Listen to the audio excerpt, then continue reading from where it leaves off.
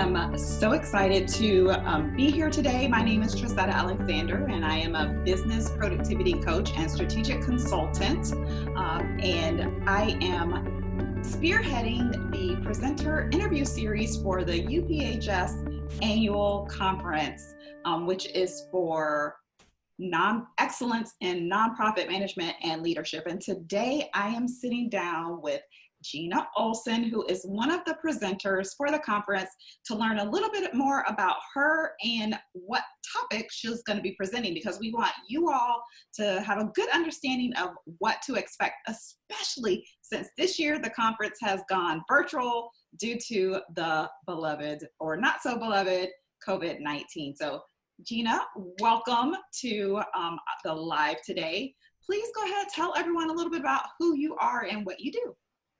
Great, thank you for having me, and I'm excited to be one of the presenters. This year is my first time ever presenting, so very honored.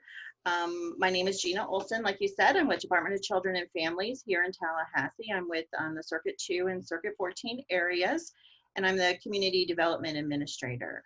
I have almost 25 years in with the department, started as a child abuse investigator in Pensacola, Circuit 1 area. Okay, so this is your first time presenting, you said. So what provoked you to say yes to the charge of presenting for the conference? So I presented at other local conferences. It was the first time being asked for this one, so super excited. And I loved the topic that they gave me. It was the art of case management, what it truly means to serve. And that really hit home, hit to my heart. Serving is something big, not only with our department, but just in values that I have.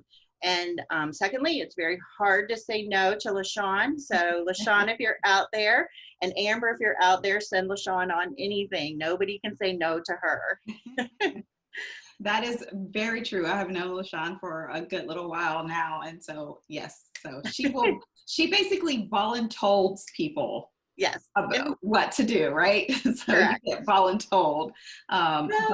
She asks, but you just can't say no to her. She's too cute and nice and so supportive. I mean, she truly knows what it means to serve. Absolutely. I wholeheartedly agree with you. Now, I actually have a background in social work, so I understand that case management is extremely important, especially when it comes to extending service to our community, to especially those who are vulnerable in our community. And a lot of people who do service work can get burnt out very easily if they don't manage their caseload well. So tell us a little bit about your topic, the art of case management. Tell us about what you're going to be sharing and why this topic is actually important. Well, I think it's important. We're going to be talking about the clients we serve, how we serve, and our responsibility to the families. We're going to be talking about different skills that I think are very important. And one would be listening, making sure that we're listening to our clients, and talking a little bit about our passion, like why we serve, why are we in this profession, because it's so important that we're reaching our clients, our customers, our people, where they are, and even thinking ahead of things that they may need. So not only is what is the crisis, what is going on right now, but being able to see in the future also what they could be needing, so we're catching it before it becomes a crisis or an issue for that family or that individual. Yeah. Why do you feel like this is an important topic for managers and leaders of nonprofit organizations to hear about or think about? Well, for the leaders and maybe directors, I mean, they may have not done case management in a while, so they're in a different role. So possibly it could be a good reminder for them. They could potentially be learning some new tips or tricks that they could take back and share with their staff. So you never know what little piece, what little nugget you're going to grab from a presentation. I'm just hoping, mine might be one that some would want to join and hear not only from past experience, but we can learn from one another as well. Yeah, I love that. I think that's really important that you go into any type of presentation, whether it is a live person conference that you're attending, or it's a virtual one, or even just a workshop, that you go into it with an open mind and be willing to seek out something new that you can take away and actually implement. I think a lot of times we uh, participate in workshops and conferences, and we just get kind of like that information overload and forget about that part about taking away some sort of tip. So I love that you're making sure to include some tips and some strategies into your presentation, so that people walk away with some sort of actionable step that they can actually implement and possibly make a difference in what they do. That's the hope, right? That the information gets translated into action, which then translates into some sort of improvement in the organization as a whole. I want to, if you don't mind, I want to ask you about burnout. So I alluded to it earlier. For a manager or leaders, what's the number one thing you think that they could do to help their staff avoid burnout? So I mentioned a little bit about listening. And so not only did that go to our customers and our clients, but it goes to our staff. So our internal customers, being able to listen to them, observe them, because you can really see when there's some burnout going on. I mean, I can recall with staff of investigators, I mean, they just look tired. They may be missing things that they were always on top of. So just being very observant, listening, and spending that time, that connection with your staff is so important. I love that. So I wanted to make sure that those who are watching us, even if they aren't, for some reason, they aren't able to attend the conference, they can still walk away with something, some sort of nugget that they can share with their team, or for themselves in general. And so you heard that listening is the number one thing that you can do to make a difference in your organization, with not only with your clients, but with your staff. And whether you're in nonprofits or not, just in life in general, listening is a skill that we all need to practice. And listening is not listening so that you can respond. It's listening so that you can actually digest and meet the person where they are and really hear their heart on whatever it is that they're saying. So I love that you shared that as a tip. Is there anything else that you would like to share about the conference or what you're presenting on before we get ready to wrap up?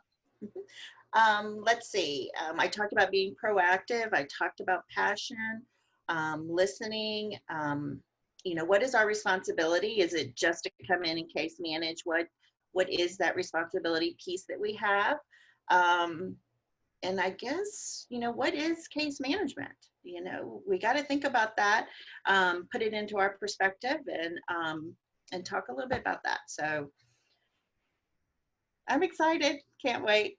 Well, good. I'm excited to hear your presentation. How can people connect with you if they want to learn more about what you do, or if they aren't able to participate in the conference and possibly want to learn more about case management, or maybe want to have you come and present at an event that they're having, or do some sort of in-service training? How can people best connect with you? I can share my email address when we're done, and I can post it online. They're happy to email me. I'd love to speak to them. Sure. If they can attend, that'd be just fine. Okay, I can, if you don't mind, I can add your email address to the description of for the Facebook Live. That'd be great. Then that way people can just click that and get directly to you. Yes. Thank you so much, Jeanne, for joining me this afternoon.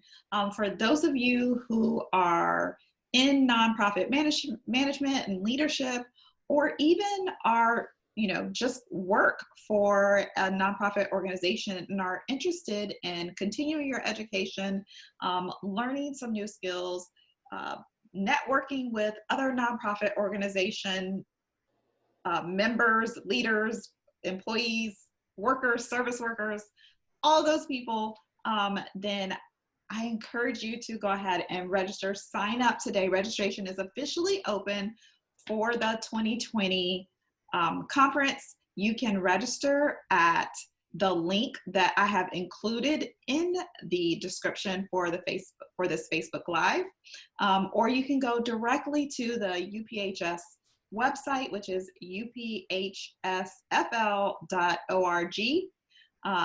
and there's an events tab, and that's where you will find all the information about how to register. You can find out about our sponsors. You can get a sneak peek of what the schedule looks like. And I want to mention that because the conference has gone virtual, one of the things that we are doing this year is we are offering an all access pass. So all of the sessions will be recorded. So if you're not able to attend, the track that you're on, maybe you were interested in another session and another track, then you can purchase an all access pass and get all of the recordings for all of the sessions so that you don't miss a thing, and you'll have lifetime access to that. So you can go back and review them over and over again. So that is all that we have for you all today. I hope that you will join us again. We have many more of these interview series, live interview series presentations that are going to be going on over the next few weeks as we prepare for the conference. Thank you all so much for joining, and I'll see you all next time. Thank you so much again, Gina, for being with me today.